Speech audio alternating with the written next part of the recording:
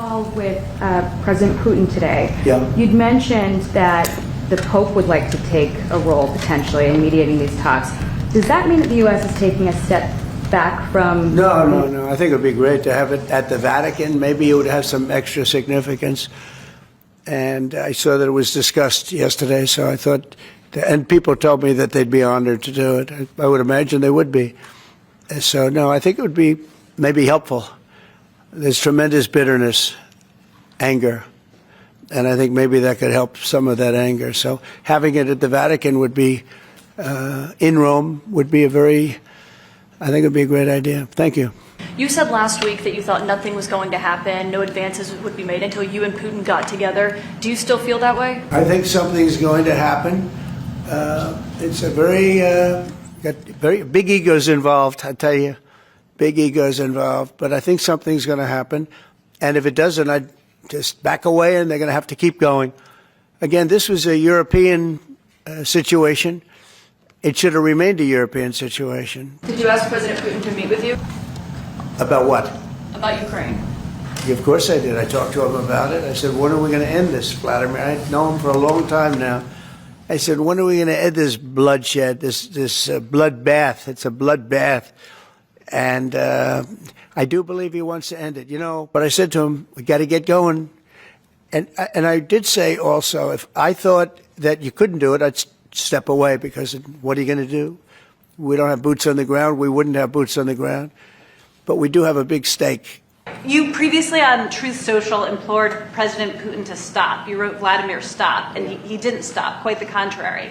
I'm curious, did you bring that up on your call with him today? No, I didn't bring that up. But I did say, it's time, you got to stop this thing. And I believe he wants to stop. Look, I would be, I think, very able to tell whether or not he wanted to or what. I thought there was a very good chance, like a 50-50 chance, that he would say, I want to take the whole thing. I didn't know what he was going to say. And then they have a different kind of a problem. But I believe he wants to stop. Pretty sure. Just now about backing away or walking away if it looks like it's going to be an intractable problem. Do you have a red line in your head of what would cause you to back away? And yeah, in my head, but not something I'm going to announce. But yeah, definitely in my head I do, yeah. Exactly what that because this isn't our war. This is not my war. This is not the war. I mean, we got ourselves entangled in something that we shouldn't have been involved in. And we would have been a lot better off, and maybe the whole thing would have been better off, because it can't be much worse. It's a real mess. It's a death trap. So I think that, I would say I do have a certain line, but I don't want to say what that line is, because I think it makes the negotiation even more difficult than it is. Yes, please. President Zelensky of Ukraine says the Ukrainians are ready for a ceasefire. They're ready for peace negotiations. In your mind, is Ukraine doing enough to get this? I'd rather tell you in about 2 weeks from now, because I can't say yes or no. I think, look, he's a strong person. Zelensky, a strong guy, and he's not the easiest person to deal with. But I think that he wants to stop. He's, not. It's a very bad thing that's happening over there. I think he wants to stop. But I could answer that question better in 2 weeks or 4 weeks from now. I hope the answer is that he wants to get it solved. We just spent 2.5 hours talking to Vladimir Putin, and I think some progress has been made. It's a terrible situation going on over there. 5,000 young people every single week are being killed. So hopefully we did something. We also spoke to the heads of most of the European nations, and we're trying to get that whole thing wrapped up. Действительно, этот разговор состоялся, продолжался более 2 часов. Хочу отметить, что он был очень содержательным и весьма откровенным. И в целом, на мой взгляд, в этой связи весьма полезным.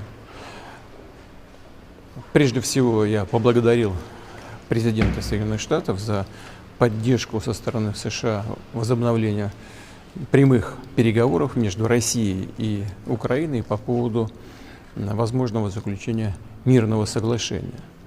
По поводу возобновления переговоров, которые были прерваны украинской стороной, как известно, еще в 2022 году.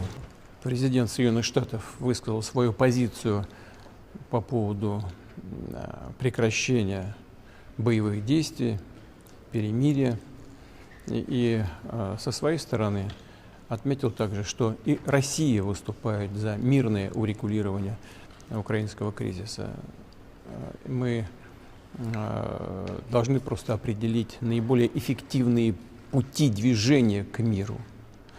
Договорились с президентом Соединенных Штатов о том, что Россия предложит и готова работать с украинской стороной над меморандумом по поводу возможного будущего мирного договора с определением ряда позиций, таких как, например, принципы урегулирования, сроки возможного заключения мирного соглашения и так далее, включая и возможное прекращение огня на определенное время в случае достижения соответствующих договоренностей. Контакты между участниками встречи и переговоров в Стамбуле, они возобновились, и это дает основание полагать, что мы в целом на правильном пути. Еще раз хочу подчеркнуть, что беседа была очень конструктивной, и я ее оцениваю высоко. Вопрос, конечно, в том, чтобы российская и украинская сторона проявили максимум стремления к миру и нашли бы те компромиссы, которые бы устроили все стороны. При этом хочу отметить, что в целом позиция России ясна. Главное для нас – устранить первопричины этого кризису. Ми розглядаємо в будь-якому випадку можливість зустрічі, ще раз зустрічі всіх команд. Хочемо на високому рівні. Америка, Україна, Росія і європейські НСА, представники тих країн, які зараз звучали, так, і плюс Великобританія. І така зустріч може відбутись в Туреччині, в Ватикані або в Швейцарії. У мене сьогодні було 2 дзвінка з президентом Трампом в різних форматах. Перший дзвінок був, ми з ним проговорили про те, що дуже важливо для України. Це припинення вогню, це, в принципі, безумовні речі, які ми обговорювали і в Стамбулі, і постійно до цього. Друге, це готовність Сполучених Штатів Америки піти до більш серйозних кроків, санкційних кроків, і я дуже його попросив подумати про це і застосувати, якщо Росія не буде підтримувати припинення вогню і не захоче закінчити цю війну. Я попросив його перед його розмовою з Путіним не приймати рішень про Україну без нас, і для нас це принципові речі. Що стосується пакету Сполучених Штатів Америки, тут інша історія.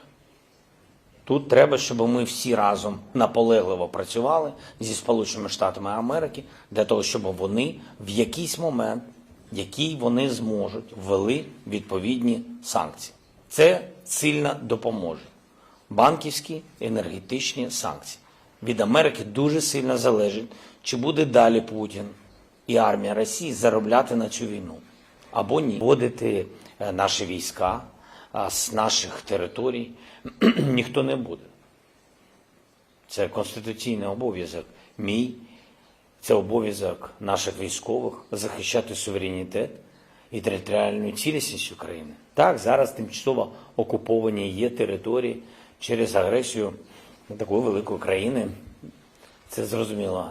Але ніяких ультиматумів і ніхто здавати свою землю, свої території, своїх людей, свої домівки не буде. 偷偷告诉大家，我最近发现了新法宝 Royal Face 逆时奇迹系列，它有活肤露、全效精华，还有精华霜。尤其我皮肤比较偏干，所以我非常的注重保湿。保湿做得好，肌肤自然烹饪。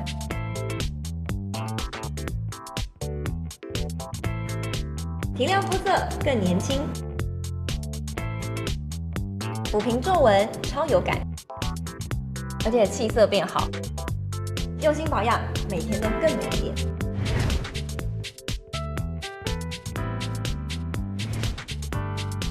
美吧。